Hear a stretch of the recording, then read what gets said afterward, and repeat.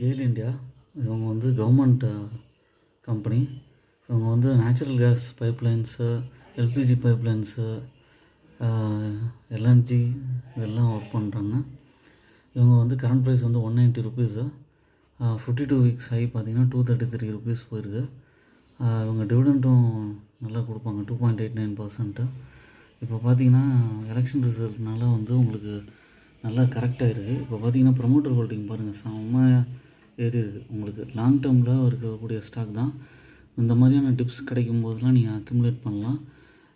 இது நாளைக்கு காலையில் மார்க்கெட் ஓப்பன் பண்ணும்போதும் ஃபஸ்ட்டு இதை கூட நீங்கள் வாங்கலாம். இந்த மாதிரி ஒரு மேஜர் கரெக்ஷன்ஸ் வரும்போதெல்லாம் இந்த மாதிரியான ஸ்டாக்ஸ்லாம் நீங்கள் வந்து பை பண்ணலாம். இது வந்து ஹெல்த்தி டிவிடெண்ட் பே அவுட் கொடுக்குற கம்பெனி. 43.8% இருக்குது. Good stock to buy for long term. Thank you.